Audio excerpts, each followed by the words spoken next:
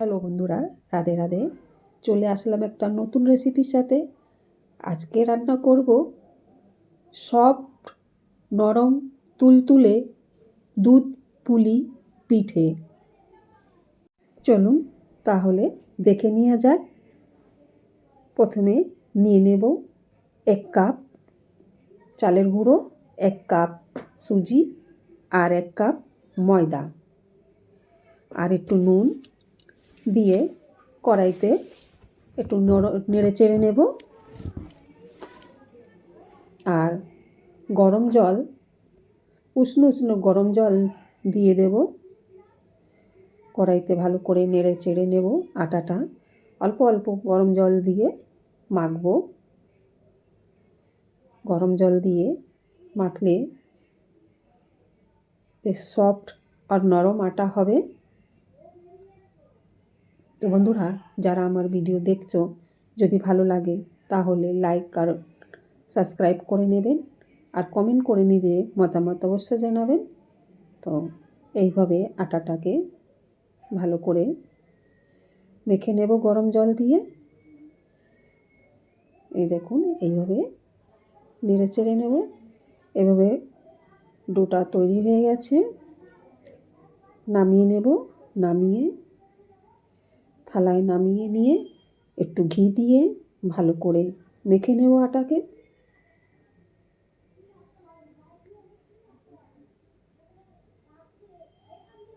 ভালো করে চটকে চটকে আটাটাকে মেখে নেব।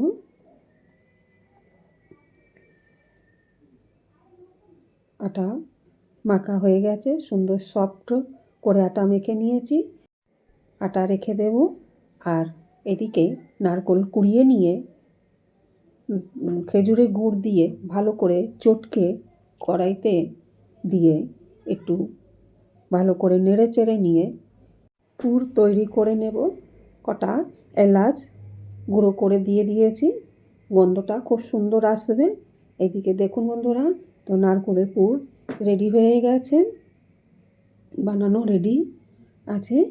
আর এদিকে কড়াইতে সামান্য একটু ঘি দিয়ে দিয়েছি, গরম হয়ে গেছে। দিয়ে দিচ্ছি কটা এলাচ গুঁড়ো করে আর একটা তেজপাতা দিয়ে দিলাম। আর দুধ দিয়ে দেব। দিয়ে ভালো করে ফুটিয়ে নেব। দুধটাকে জাল দেব। সুন্দর করে জাল দিয়ে নেব দুধকে।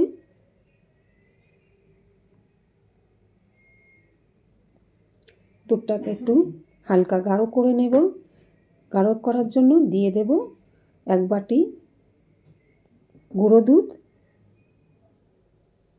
দিয়ে দুধকে একটু গাঢ় করব। খুব সুন্দর করে ফুটিয়ে নেব।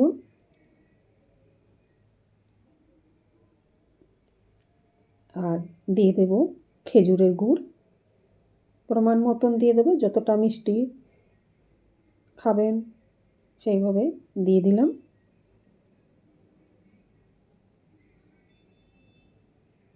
ভালো করে ফুটিয়ে নেব, জাল দিয়ে নেব ভালো করে। তো দেখুন বন্ধুরা, এদিকে দুধ জাল দেওয়া হয়ে গেছে, রেডি হয়ে গেছে। তো বানিয়ে নেব এবার পুলি পিঠে।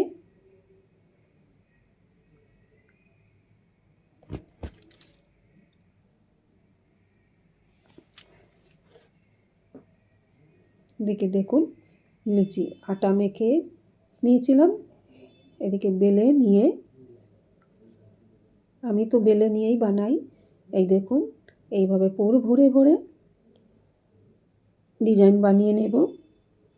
পুলির পিঠে যে যেরকম ডিজাইন বানাতে পারেন বন্ধুরা। আমি তো এইভাবে ডিজাইন বানিয়ে বানিয়ে একটা একটা করে সব কটা বানিয়ে নেব। দেখুন বন্ধুরা, কি সুন্দর ডিজাইন এইভাবে হাত দিয়ে বানানো যায়।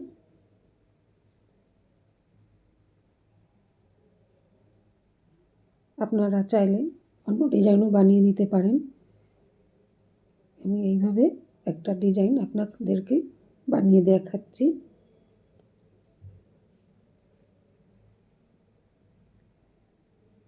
এভাবে একটা ডিজাইন বানিয়ে নিলাম। দেখুন বন্ধুরা, এইভাবে সব কটা বানিয়ে নেব আর দিয়ে দেব দুধের মধ্যে। একটাও ফাটবে না বন্ধুরা। আটাটা খুব সফট মাখা হয়েছিল।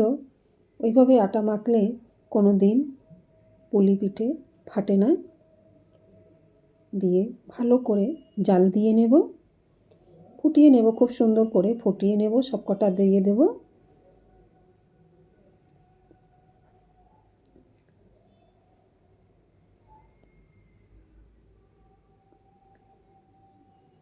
একটু ঢাকা দিয়ে দেব, দিলে সব কটা ভালো করে সিদ্ধ হয়ে যাবে।